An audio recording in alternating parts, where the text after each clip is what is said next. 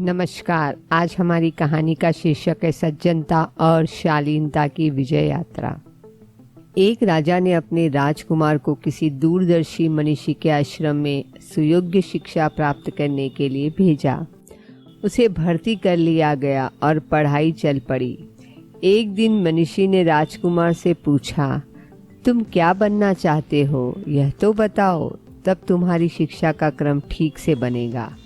राजकुमार ने उत्तर दिया, वीर योद्धा। मनीषी ने उसे समझाया, यह दोनों शब्द तो एक जैसे हैं, पर इनमें अंतर बहुत है। योद्धा बनना है तो शस्त्र कला का अभ्यास करो और घुड़सवारी सीखो, किंतु यदि वीर बनना हो तो नम्र बनो और सबसे मित्रवत व्यवहार करने की आदत डालो।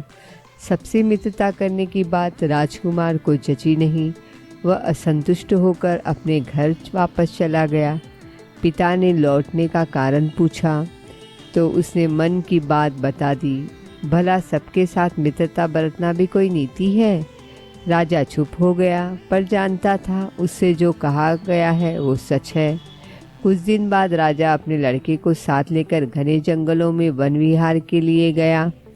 चलते चलते शाम हो गई। राजा को ठोकर लगी और वह गिर पड़ा। उठा तो देखा कि उसकी अंगूठी में जड़ा कीमती हीरा निकलकर पथरीले रेत में गिरकर गुम हो गया है। हीरा बहुत कीमती था, सो राजा को बहुत चिंता हुई, पर किया क्या जाता, अंधेरी रात में कैसे ढूंढते। राजकुमार को एक उपाय सूझा। उसने अपनी पगड़ी खोली और वहाँ का सारा पथरीला रेत समेटकर पोटली में बांध लिया और उस भयानक जंगल को पार करने के लिए निकल पड़ा। रास्ते में सन्नाटा तोड़ते हुए राजा ने पूछा, हीरा तो एक छोटा सा टुकड़ा है, उसके लिए इतनी सारी रेत समेटने की क्या जरूरत थी? राजकुमार ने कहा, जब हीरा अलग से नहीं मिलता तो यही उपाय रह जाता है कि उस जगह की सारी रेत समेटी जाए और फिर सुविधानुसार उसमें से काम की चीज ढूंढ ली जाए। राजा चुप हो गया, किंतु कुछ दूर चलकर उसने राजकुमार से पुनः पूछा कि फिर मनीषी अध्यापक का यह कहना कैसे गलत हो गया कि सबसे मित्रता का अभ्यास करो। मित्रता का दायरा बड़ा होने से ही तो उसमें से हीरे ढूंढ सकना संभव होगा।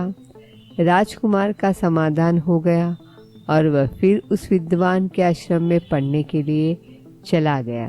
कहते हैं कि मधुर शहद से बोल हो, उत्तम हो व्यवहार, वह प्राणी बिन युद्ध ही जीते यह संसार।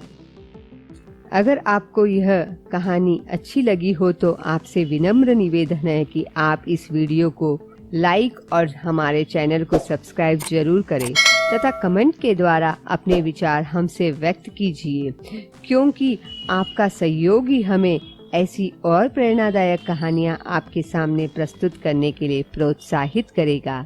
जय भारत।